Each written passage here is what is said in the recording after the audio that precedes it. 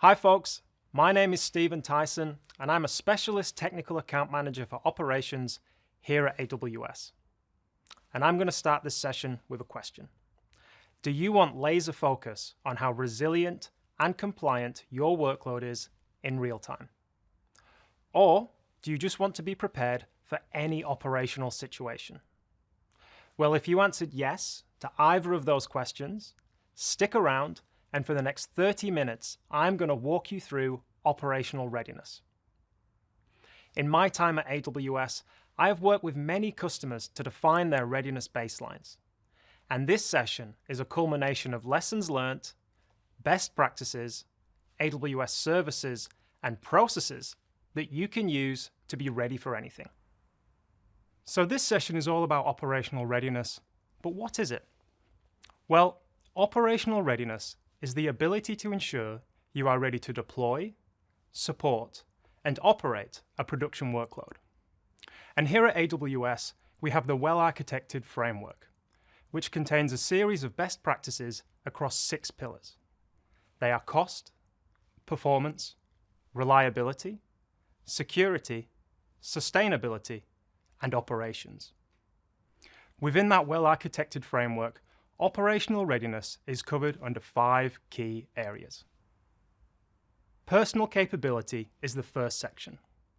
Now, it should be no surprise that the ability to deploy, support, and operate a workload starts with the people, not the technology. When workloads go into production, teams need to be trained in how to support that workload. So always ensure when a new workload goes live that the supporting team have the capacity and skills needed. Next, we have consistent reviews. This is the ability to consistently assess your operational baseline. Many customers perform operational readiness once at go live and then never again. But here at AWS, we believe operational standards should be assessed consistently using tools. There are AWS services which you can use to perform real-time assessments of your workloads, and I will show you them in the demo later. Next, we have runbooks. Now, all IT systems need scripts or runbooks to perform common administrative tasks. Do you need to restart daemons, scale nodes, trigger backups, perform deployments, perform failovers, or even do DDoS mitigation? These are all prime candidates for automation, which can be scripted and stored centrally. Then we have playbooks. IT systems have complex procedures and difficult to diagnose faults. As with runbooks, ensure playbooks are written to perform fault investigation in advance. During the pressure of an incident, having a playbook to perform log and metric interrogation saves time and ensures consistency. Finally, we have making informed decisions. You should use your knowledge of your business and your IT environment to do things at the right time. An example of this would be to know when is the best time to deploy code. If your app is busiest at 3 p.m. on a Wednesday, does your team know not to make changes then? Now, I chat to many enterprise support customers about operational readiness, and across these 5 key areas, you can define your foundational operational baseline. And in a few slides' time, I will show you a process which you can use, which I go through with my customers, to define a comprehensive operational baseline. So we have covered what operational readiness is. Now let's cover why it matters. Well, Amazon Web Services CTO Werner Vogels has a fantastic quote. Everything fails all the time. Have you been in the heat of an incident and had no idea what the state of the environment was, what the key infrastructure was, what the system performance was like, even how to access the system, or what log queries to execute? These scenarios are examples of workloads which have not been through operational readiness. If you have defined tools and processes for how to deploy, support, and operate a workload, you can respond faster when events occur, which leads to increased uptime, and increased customer satisfaction. And keep in mind, operational readiness is not just for when things fail too. Well-operated workloads are in a better known state, meaning they can be iterated on quicker and features can be released at a faster pace. I see many customers put tremendous focus on new workloads during the project phase. But keep in mind, workloads spend the majority of their life in production. So ensure you are ready for when a workload goes live. So what is the common evolution path for operational readiness? Many customers I speak to try to define their operational baseline by just working within their own team. That will not work. Business applications have many stakeholders, from operations to development, security, finance, performance testing, and all these stakeholders need to be consulted and to contribute towards a workload's operational baseline. This is the best way to ensure you can create a comprehensive list of all operational requirements. Next, lots of customers create static checklists for their operational readiness. They perform a paper assessment of a workload and ask engineers if they have adhered to all defined standards. This process is fraught with danger, as human error is highly probable, and more importantly, cloud workloads evolve at such a pace that a static checklist will expire rapidly. It is also worth noting that static paper checklists are usually procedure-heavy and light on the technical details. Finally, operational readiness is often done once at go-live and never touched again. However, the IT environment will constantly evolve, and your operational practices will need to as well. That means you need to often evaluate the services you are using and check they adhere to your internal operational requirements. So we have 4 key objectives that I want to show you in this session. First, I will cover the working backward process I use to define an operational baseline for a customer. Next, I will discuss AWS services such as AWS Config and AWS Resilience Hub, which you can use to monitor your operational baseline. Then I will demonstrate how you can evolve your baseline based on changes in your workload architecture. And finally, I will touch on how you can test these baselines by performing controlled experiments against your resources. So how do you create your operational baseline? Well, do not start by just writing down operational checks you can think of. When I create an op baseline with a customer, I use a working backwards process to get a comprehensive list of all operational checks. Working backwards is a process we often follow here at AWS, and I will walk you through how to do this for op readiness with an example table. First, you start by identifying stakeholders associated with your production workload. There should be many stakeholders, from operations to performance testing, security, architecture, development, finance, business intelligence, service desk, you name it. So before you write down a single check, ensure you write down everyone associated with your workload. If possible, engage executives here to get buy-in at the highest level, and bear in mind that your end customer is also a stakeholder in this process. Next, we identify the requirements of each of these stakeholders. Different stakeholders will have different requirements.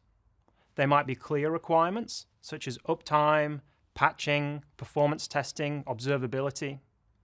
There can also be in-depth requirements, such as adherence to compliance frameworks, things like PCI, or even disaster recovery plans. And bear in mind, each stakeholder can have one or multiple requirements. From our stakeholders and our requirements, we can now define our checklist. This is where a granular operational checklist can be created of all standards a workload should follow. I often find here that customers can create anywhere between 80 to 100 checks, which is considerably more than you could define by doing this just on your own. Now that you have defined your baseline, you will need to perform a prioritization exercise. This process creates many checks, and initially you may not be able to follow all of them. For each check, you can follow a must, should, could, would approach to help you identify the most important checks and prioritize having them in place. Keep in mind, some operational checks will have SLAs and SLOs associated with them. If they do, they're probably a priority. So you have created your AWS baseline. Now what? How do you track it? Well, there are two AWS services I want to walk you through which can be used for operational readiness. First is AWS Config. I believe config should be enabled in every AWS account. It continuously monitors resources in your account and records resource configurations as they change, providing you a view of all assets in your account and how their configurations have changed over time. Config also provides rules. Rules are a mechanism to check configuration settings on resources meet defined standards. This could be, for example, a check to ensure encryption is enabled on an EBS volume, or that SSL is configured on a load balancer. In the event resources are non-compliant, a notification could be sent to an engineer, or automation could be triggered, which immediately auto-remediates the non-compliant resource. AWS provide over 200 managed config rules out of the box, which are designed to scan your resources for real-time compliance. This means config is the tool you can use to turn your static operational readiness checklist into an automated and continuous operational checklist. If you have operations or compliance checks you want to perform which are not covered by the managed rule set, you can use the Rule Development Kit, which enables you to write your own config rules. And I will share a link for that at the end. Next, we have AWS Resilience Hub. Resilience Hub provides a central place to define, validate, and track the resilience of your applications in AWS. Workloads can be added to Resilience Hub using resource groups, app registry, or CloudFormation. And once done, policies can be created with defined recovery time objectives, RTOs, and recovery point objectives, RPOs. If the configuration of your services breaches your RTO or RPO policy, Resilience Hub will report it. It will then suggest configuration changes you can make which will improve your resiliency. Resilience Hub integrates with other AWS services to create one location to access standard operating procedures, alarms, and even chaos experiments related to your workload. So we've defined our operational baseline, and we've identified two AWS services which can be used to track operational standards and resiliency. Now let's bring them together for a real-world example. So let's start with our application team. They have a new workload going to production and have deployed the environment. Now before go live, the team performed an operational assessment and checked their workload conformed to their operational baseline. As all standards were in place, the system went live. Since go live, however, the workload architecture has changed considerably. Cloud is a fast-paced environment, and the application team have added new services which were not part of the original operational readiness checklist. It can be challenging to reverse engineer the existing workload to figure out what services were added and what configuration is in place. Instead, you can assess your workload with Resilience Hub. Resilience Hub can scan the different services used by your workload and provide suggestions on what services do or do not meet your resilience targets. Resilience Hub data can then be assessed by the application team and configuration changes made as necessary. Config rules can then be updated to check that AWS services are following defined operational baselines. Now let's take that example of a fast-moving engineering team and provide a demo of how Config and Resilience Hub can be used to maintain your operational baseline. So here we are in our demo account. where we have deployed an RDS instance and an auto-scaling group. First, let's go to config to create rules that will check our op readiness in real time. Let's use config to confirm our RDS instance is encrypted. You can see there are many rules, but I care about encryption. So I will look specifically for a rule called RDS storage encrypted. In the trigger section, I choose when I want config to perform the check, and I'm going to trigger this check when any resource changes occur in my account. Next, let's look for rules related to tagging. The rule I need here is required tags, and this rule scans AWS resources and confirms mandatory tags have been applied. I'm going to slightly modify this rule to not assess all resources in my account, but only RDS and EC2 instances. And you can see the tag I care about here is cost center. Now there are many more checks I can do which confirm compliance, so I'm just going to pause the screen and add a small selection to demonstrate capability. So you can see here I've added some more rules. We have auto-scaling multiple AZ. This checks that an ASG spans multiple AZs for better reliability. We have EC2 instance managed by Systems Manager. This checks Systems Manager can manage EC2 instances to perform jobs like patching. We have RDS instance public access check. This checks our RDS instance is not publicly accessible over the internet. And we also have restricted common ports. This checks that common ports such as SSH and RDP are not wide open on the network. Now, adding all of these config rules manually can be time consuming. And within config, we offer conformance packs, which are packs of rules aligned to industry standards or best practices. If, for example, I was working with a PCI compliant load, I could select the PCI conformance pack to enable over 100 config rules that would scan my AWS account. Very powerful. So this is a light example of how config can perform compliance checks. Next, let's check our workload configuration is going to define adhere to defined RTOs and RPOs with Resilience Hub. So I'm going to navigate to Resilience Hub.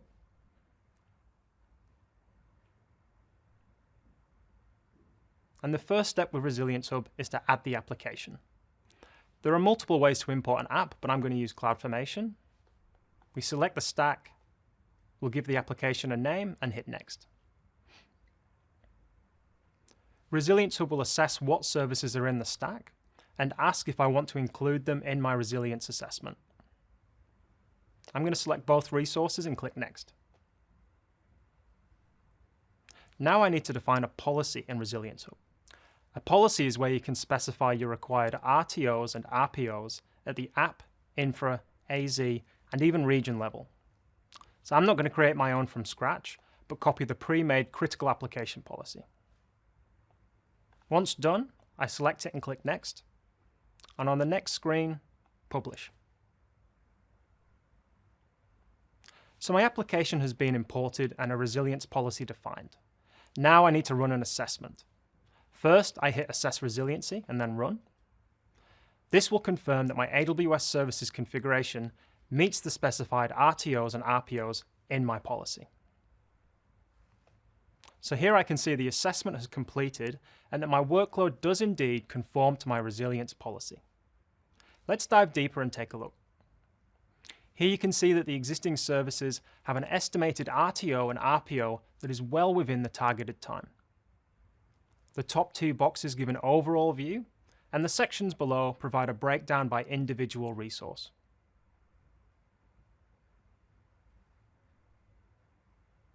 Next, let's look at recommendations. As you can see, there are no additional resiliency recommendations, but there are options for cost optimization. You can also see at the database layer, we have suggestions of using Aurora with backtracking to get even better RTOs and RPOs. Within the operational recommendations section, Resilience Hub makes suggestions for additional configurations. First, there are alarms, which could be created for your workload, which monitor important service metrics.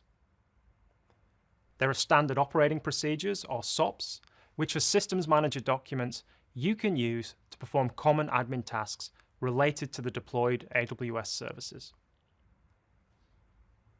We also have fault injection templates, which can be used to inject chaos into your workload and confirm that your application is resilient to issues. At the bottom here, you can see we have an example of an RDS reboot. So let's say we want to perform this test. We can select the experiment and hit Create CloudFormation Template. This adds a pre-made CloudFormation script to an S3 bucket, which I can download. So I'll just pause the screen, take this template, and deploy it into my account.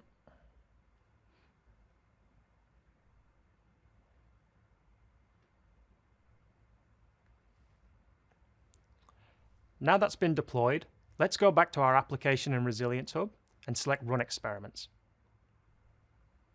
You can see now that we have an experiment to run, so let's trigger it now to reboot our RDS instance.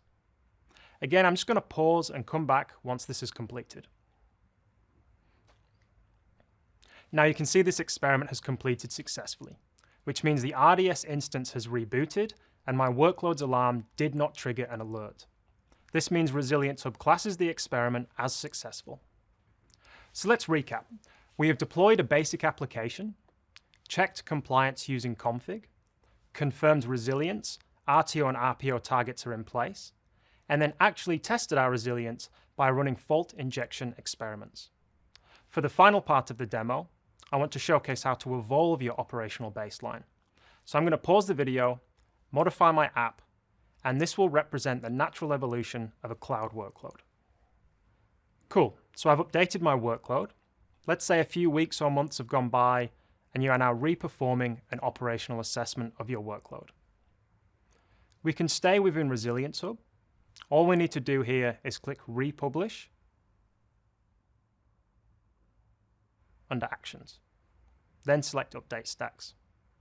We select our application stack. Once that is done in draft, we then publish the new version of the app into Resilience Hub. And we can see we have new resources. Before we had 2, now we have 4.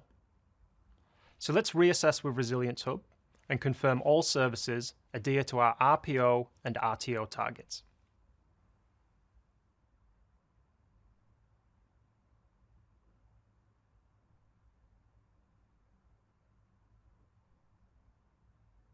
And as you can see, we have a policy breach, meaning the config of some services do not meet our RPO and RTOs.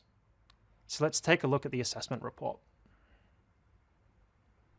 As you can see by the red triangle, we have an unrecoverable app issue. And if we look at the component level, we can see 2 problems. First, we can see there is no point-in-time recovery enabled on a newly introduced Dynamo table.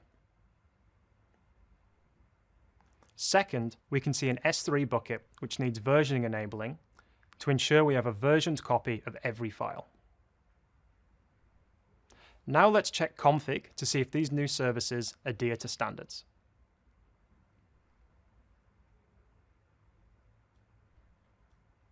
We can follow the same process as before and just add a rule to confirm encryption is in place. So I'm looking for a specific rule called DynamoDB Table Encrypted KMS.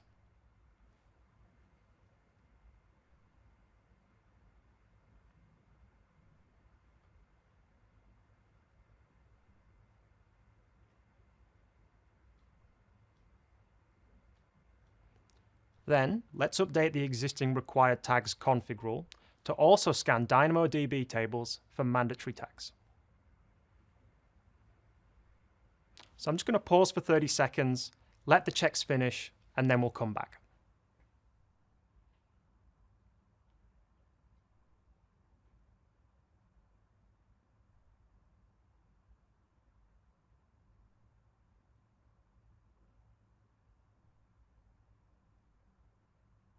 So as we can see, the deployed DynamoDB table does have encryption enabled, but does not have mandatory tags applied. Again, we can look at conformance packs.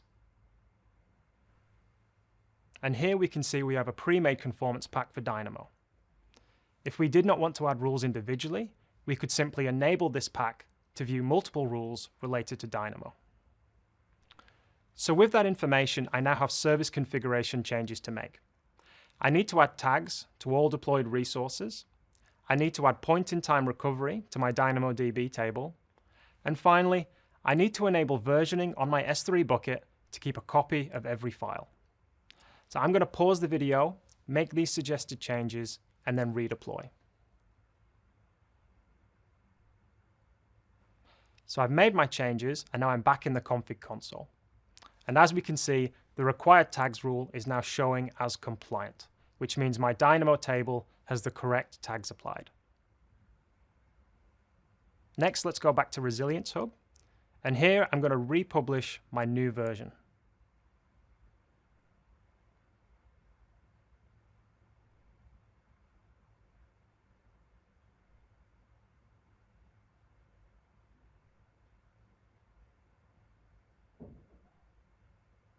Once republished, I will reassess the published app version and see if my new service configurations with Dynamo and S3 have enabled me to reach my RTOs and RPOs.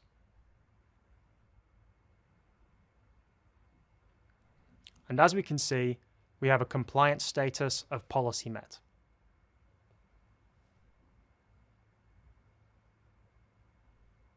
Looking into the report, we can see that we've achieved our RTOs and RPOs at the app, infra, and AZ level.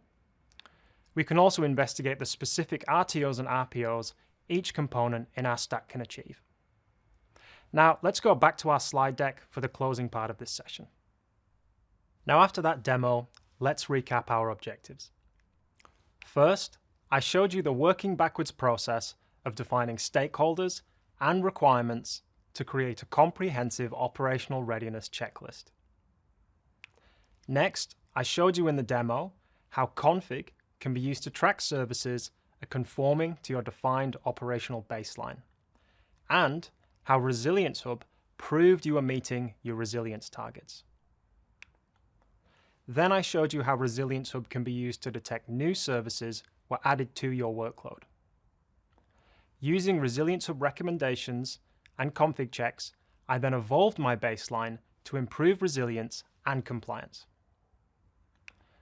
Finally, I showed that config constantly tests your operational baseline to ensure compliance, and how Fault Injection Simulator integrates with Resilience Hub to provide controlled failure experiments. Now, I want to close by saying that no one gets the luxury of choosing when their things will break. We just inevitably know that they will. And when the moment chooses you and you have that huge failure, will you be ready? So when you go back to work, ask yourself, do I have an operational baseline? If you do, was it created with the relevant stakeholders? Does it cover people, process, and technology? Is it enforced through code? And does it assess compliance automatically and constantly? Now, the Summit is the perfect time to upskill in everything AWS, so please check out AWS Skills Builder, where there are over 500 digital courses and learning plans you can use for free. And as you build your skills, consider preparing for one of our 11 AWS certifications. These certifications span from foundational to speciality, and are a great way to validate AWS knowledge and develop credibility and confidence. You can scan the QR codes on screen to get started. That's all from me today. Please use the session survey link to provide your feedback. Enjoy the rest of the summit, and thank you for watching.